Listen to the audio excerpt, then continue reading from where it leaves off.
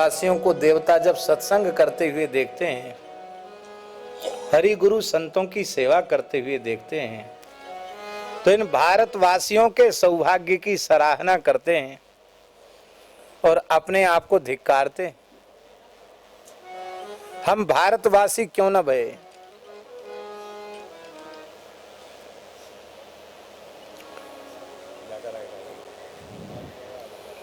अहो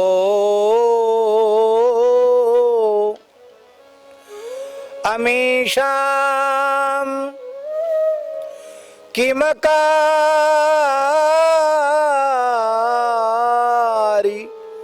शोभनम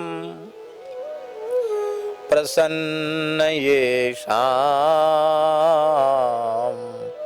स्विदित स्वयं हरि यैर्जन्म लब्धम नृसुभारताजिरे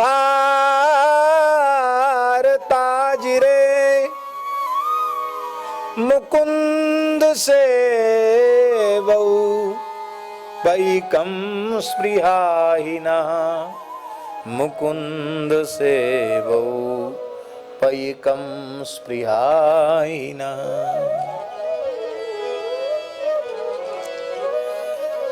हम लोगों में जो सोचने विचारने की शक्ति है ना, उससे देवताओं में हजारों गुना ज्यादा होती है।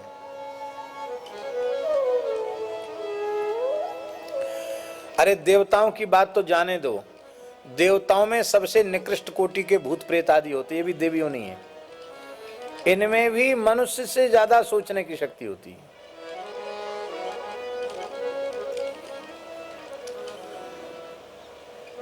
इनका ज्ञान अतीन्द्रिय होता, भूत प्रेत का ज्ञान भी अतीन्द्रिय होता है।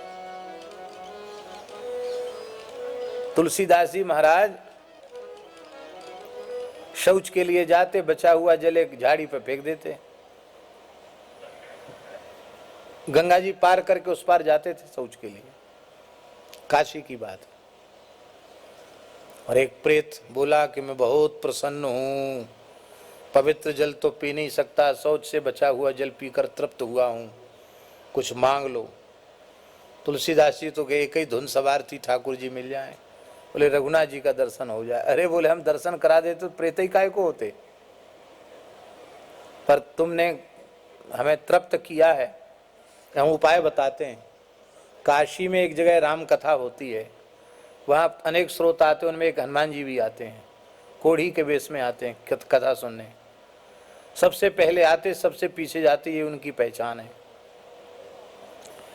और वो इतने ऐसे रहते हैं कि उनके पास कोई बैठता नहीं है, आंखों से उनके आंसू बहते रहते हैं, ये चिन्ह है उनके। भारत प्रेत ने बता दिया पता हनुमान जी का। तुलसीदास जी के तो वही धुन सवार थी कि देखें कैसे। देखा तो हनुमान जी बैठ गए। जैसी कथा पूरी हो गई, व्यास जी चले गए, तो हनुमान जी जाने लगे धीरे धीरे, राम राम करते हुए जा रहे थे। जहाँ आजकल संकट मोचन हनुमान जी हैं, जहाँ उसी जगह हनुमान जी के चरण पकड़ लिए तुलसीदास जी ने। राम राम मैं कोढ़ी हूँ, मवाद चू रहा है, क्या कर रहे हो आप? ब्राह्मण हो, संत हो, मुझे छू के नहाना पड़ेगा। बोले अब बनने की कोशिश मत करो, हम आपको पहचान गए, पक्का पता आप हनुमान जी हो। जब चरण नहीं ही छोड़े तब हनुमान जी ने अपने रूप में दर्शन दिया। चित्रकूट में जाके भजन करो, वहां दर्शन होंगे।